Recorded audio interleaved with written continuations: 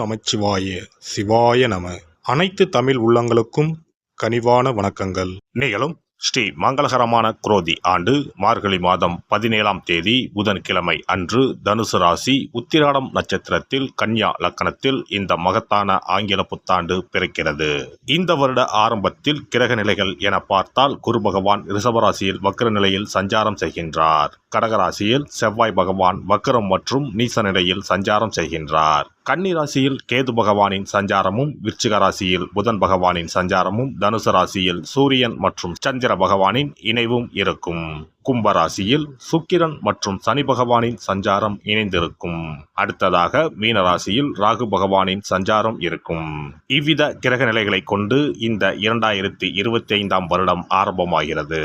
இந்த புத்தாண்டில் சனி பெயர்ச்சி, குரு பெயர்ச்சி, ராகு கேது பெயர்ச்சி என முக்கிய கிரகங்களின் பெயர்ச்சிகள் நடைபெற உள்ளது. இதன் காரணமாக சில ராசிக்காரர்களுக்கு குடும்பம், வேலை, தொழில் என அனைத்து விதத்திலும் முன்னேற்றம் ஏற்பட வாய்ப்புள்ளது. பிப்ரவரி 4ஆம் தேதி குரு பகவான் ரிஷபராசியில் வக்ர நிவர்த்தி அடைகிறார். மார்ச் 29ஆம் தேதி சனி பெயர்ச்சி நடைபெற உள்ளது.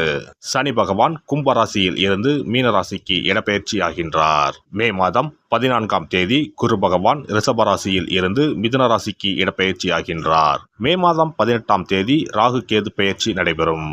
ராகு பகவான் கும்பராசிக்கும் கேது பகவான் சிம்மராசிக்கும் இடப்பெயர்ச்சி ஆகின்றனர். இந்த கிரக அமைப்பு மற்றும் பெயர்ச்சியினால் உங்கள் வாழ்வில் ஏற்பட போகும் சுபபலன் என்ன என்பதனையும், அசுப பலன் ஏற்படுமாயின் ராசிக்காரர்கள் செய்ய வேண்டிய பரிகாரம் என்ன, வழிபட வேண்டிய தெய்வம் யார் என்பதனை பற்றியும் விரிவாக காண்போம். பிறக்கப் போகும் இந்த ஆங்கில புத்தாண்டு உங்கள் வாழ்வில் வளமும் நலமும் செல்வ செழிப்பும் பெற்று வாழ்வில் உயரிய நிலையை அடைய எல்லாம் வல்ல எம்பெருமானை வேண்டி விரும்பி கேட்டுக்கொள்கிறேன். ரிஷபராசி அன்பர்களே, ரிஷபராசி அல்லது ரிஷப லக்கணத்தில் பிறந்தவர்களுக்கு 2025ஆம் ஆண்டில் கோடீஸ்வர யோகம் உண்டாகும். ரிஷபராசிக்கு 10ஆம் வீடு எனப்படும் தொழில் ஸ்தானமான கும்பராசிக்கு ராகு பகவான் வருகிறார். 10ஆம் வீட்டில் பாவ கிரகம் இருப்பது ஜாதகருக்கு நன்மைகளை தரும். தொழில் இல்லாதவர்களுக்கு புதிய தொழில்கள் அமையும். நீண்ட காலமாக தொழில் தொடங்க நினைப்பவர்களுக்கு தொழில் தொடங்கும் வாய்ப்புகள் ஏற்படும். குரு பகவான் மிதுனம் ராசிக்கு இடம்பெயர்வதால் பெருமளவு பணம் வருவதற்கான அதிக வாய்ப்புகள் ஏற்படும். மனதளவில் எதையும் செய்து முடிக்க முடியும் என்ற தன்னம்பிக்கையும் தைரியமும் அதிகரிக்கும். நெருக்கமானவர்களின் பலம் மற்றும் பலவீனங்களை புரிந்து கொள்வீர்கள். ஆன்மீக பணிகளில் ஈடுபாடு மேம்படும். பழக்க வழக்கங்களில் மாற்றங்கள் உண்டாகும். வாகன பயணங்களில் நிதானம் அவசியம். பாக பிரிவினை தொடர்பான செயல்பாடுகளில் எதிர்பார்ப்புகள் நிறைவேறும்.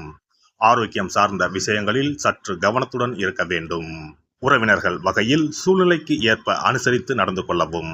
ஆடம்பர பொருட்களின் மீதான செலவுகளை குறைப்பதன் மூலம் சேமிப்புகளை மேம்படுத்த முடியும். தாய்மாமன் வழி உறவுகளிடம் விட்டு கொடுத்து நடந்து கொள்வது நல்லது. உயர் அதிகாரிகளின் ஒத்துழைப்பு சாதகமாக அமையும். எதிர்பாராத சில பயணங்கள் மூலம் சோர்வும் புதுவிதமான அனுபவமும் கிடைக்கும். உடல் ஆரோக்கியத்தை பொறுத்தவரை சற்று கவனம் வேண்டும். பரம்பரை நோய்கள், தொற்று நோய்களால் ஏற்பட்ட பாதிப்புகள் படிப்படியாக குறையும். பெண்களை பொறுத்தவரை குடும்பத்தினரிடையே உங்கள் ஆலோசனைக்கு மதிப்புகள் தாமதமாகவே கிடைக்கும். தம்பதிகள் ஒருவரை ஒருவர் புரிந்து கொண்டு செயல்படவும். விலை உயர்ந்த பொருட்களில் கவனம் வேண்டும். பிள்ளைகள் மீதான அக்கறை அதிகரிக்கும். வாகன சொத்து சேர்க்கை செயல்களில் சிந்தித்து முடிவெடுக்கவும். துணையை இழந்தவர்களுக்கு மறுமண பாக்கியம் உண்டாகும். மாணவர்கள் கல்வியில் கூடுதல் கவனம் செலுத்தவும். ஆசிரியர்களின் ஆலோசனை நல்ல மாற்றத்தை தரும். எதிர்காலம் சார்ந்த முடிவுகளில் அவசரமின்றி பொறுமையை கையாளவும். குடும்ப விஷயங்களை பகிராமல் இருப்பது உங்கள் மீதான நன்மதிப்பை மேம்படுத்தும். போட்டி தேர்வுகளில் எதிர்பார்த்த மதிப்பெண் கிடைக்கும். பணிபுரிவோருக்கு பணிபுரியும் இடத்தில் மதிப்பும் மரியாதையும் அதிகரிக்கும். அரசு ஊழியர்களுக்கு பதவி உயர்வு உண்டாகும். பணிபுரியும் இடத்தில் சில நுட்பமான விஷயங்களை புரிந்து கொள்வீர்கள். ஊதியம் கிடைப்பதில் ஏற்ற இறக்கம் உண்டாகும். சக ஊழியரிடத்தில் கோபமான பேச்சுக்களை குறைத்துக் கொள்வது நல்லது. மற்றவர்களின் விவகாரங்களில் தலையிடாமல் இருப்பது நன்மையை தரும். வேலை தேடுபவர்களுக்கு தகுதிக்கேற்ற வேலை கிடைக்கும். வியாபாரிகளுக்கு தொழில் வியாபாரத்தில் திட்டமிட்டு செயல்படுவது முன்னேற்றத்திற்கு வழிவகுக்கும். அபிவிருத்திக்கான எண்ணங்கள் மனதளவில் மேம்படும். அரசு வழியில் எதிர்பார்த்த உதவிகள் சாதகமாக அமையும். வெளிநாட்டு வர்த்தகங்களில் இருந்து வந்த தாமதங்கள் மறையும். கூட்டாளிகளிடம் பொறுமை காப்பது நல்லது. புதிய தொழில் தொடங்குவதற்கான எண்ணங்கள் சாத்தியமாகும். கால்நடைகளால் விரயம் உண்டாகும். சக விவசாயிகளிடம் வீண் விவாதங்களை தவிர்ப்பது நன்மையை தரும். கலைத்துறையினரை பொறுத்தவரை வளர்ச்சி படிப்படியாக உயரும். புதிய வாகனங்கள் வாங்கும் வாய்ப்புகள் கிடைக்கும். தொழில்நுட்ப துறைகளில் இருப்பவர்களுக்கு நல்ல வாய்ப்புகள் கிடைக்கும். உழைப்பிற்கான அங்கீகாரமும் கிடைக்கும். மனதிற்கு சந்தோஷமான காரியங்கள் நடக்கும். அரசியல்வாதிகளை பொறுத்தவரை புதிய பொறுப்புகளும் பதவிகளும் கிடைக்கும். வெளிநாட்டிற்கு செல்ல நினைத்தவர்களின் முயற்சிகள் வெற்றியாகும். எதிரிகளால் ஏற்பட்ட இன்னல்கள் விலகும். எதிர்பார்த்த உதவிகள் சரியான நேரத்தில் வந்து சேரும். ஸ்ரீரங்கத்தில் வீற்றிருக்கும் பெருமாளை வழிபாடு செய்து வர குடும்பத்தில் இருந்த வேறுபாடுகளும் புத்திர பாக்கிய தடைகளும் படிப்படியாக குறையும். சிறப்பு தொகுப்பு 2025ஆம் ஆண்டு சிறப்பாக அமைய புத்தாண்டு அன்று இதை மட்டும் செய்தால் போதும். 2025ஆம் ஆண்டு புத்தாண்டை வரவேற்க அனைவரும் ஆவலாக காத்திருக்கிறோம். ஆனால் அதற்கு முன்பு 2024ஆம் ஆண்டிற்கு நன்றி சொல்லி விடை கொடுப்பதும் மிகவும் முக்கியமானதாகும். இந்த ஆண்டில் கிடைத்த நல்ல விஷயங்களுக்கு நன்றி சொல்வதுடன் கிடைக்காமல் போன விஷயங்களுக்கும் சேர்த்து நன்றி சொல்ல வேண்டும். இதனால் பிறக்கப் போகும் புதிய ஆண்டில் அவைகள் இன்னும் சிறப்பாக நமக்கு நடப்பதற்கு வழிவகுக்கும். 2025ஆம் ஆண்டிற்கான காலண்டர் வாங்குவதற்கு முன் அதில் வேறு எந்த நிறுவனத்தின் பெயரோ எதுவும் இல்லாததாக பார்த்து வாங்கி வீட்டில் வைக்க வேண்டும். குறிப்பாக மகாலட்சுமி, வராகி அம்மன் படத்துடன் இருக்கும் காலண்டரை வாங்கி வீட்டில் வைப்பது நல்லது.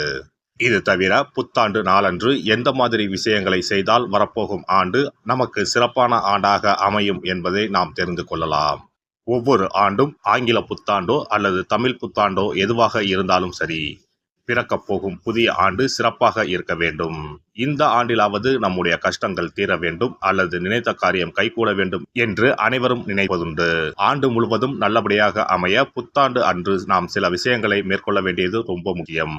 இதனால் புதிய ஆண்டு உங்களுக்கு ஆரோக்கியம், சந்தோஷம், செல்வ வளம் நிறைந்த ஆண்டாக அமையும். புத்தாண்டு அன்று காலையில் எழுந்தவுடனேயே நாம் குளித்து விடுவோம்.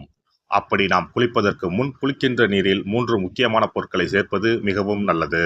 அந்த தண்ணீரில் முதலில் சிறிது கல்லுப்பை சேர்க்க வேண்டும். கல்லுப்பு நமக்கு இருக்கும் கண் திருஷ்டி, எதிர்மறை ஆற்றல்கள் ஆகியவற்றை அகற்றிவிடும். அடுத்ததாக சிறிது மஞ்சள் தூளை அதில் சேர்க்க வேண்டும். இதுவும் எதிர்மறை ஆற்றல்களை நீக்கி வாழ்வில் மங்களங்களை நிறைய செய்யும். மூன்றாவதாக சிறிது சுத்தமான பாலை சேர்க்க வேண்டும். அது பசும்பாலாக இருப்பது மிகவும் சிறப்பானது. இவை 3மே மகாலட்சுமியின் அம்சமானவை என்பதால் இவற்றை நீரில் கலந்து குளித்தால் அந்த ஆண்டு முழுவதும் நமக்கு மகாலட்சுமியின் கடாட்சம் கிடைக்கும்.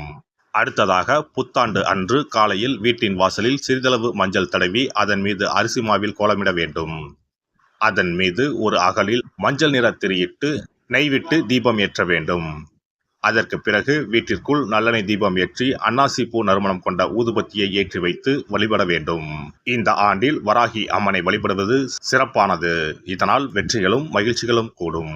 அதேபோல் புத்தாண்டு அன்று இரவு 9 மணிக்குள் சில முக்கியமான பொருட்களை வீட்டின் பூஜை அறையில் வாங்கி வைத்து வழிபடுவதால் வீட்டின் பொருளாதாரத்தை அதிகரிக்க செய்யும். ராகு காலம், யமகண்டம் இல்லாத நேரம் புதிதாக தேங்காய் ஒன்றை வாங்கி வீட்டின் பூஜை அறையில் வைத்து வழிபட வேண்டும்.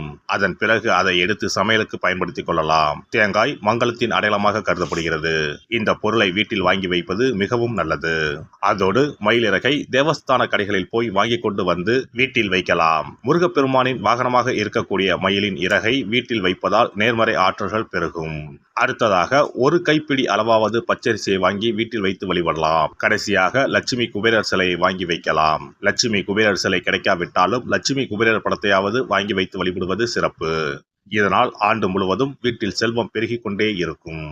எல்லாம் வல்ல இறையருளால் நீங்களும் உங்கள் அன்பு குடும்பமும் உடல் நலம், நீலாயுள், நிறை செல்வம், உயர் புகழ், மெய்ஞானம் ஓங்கி வாழ்க வளமுடன்.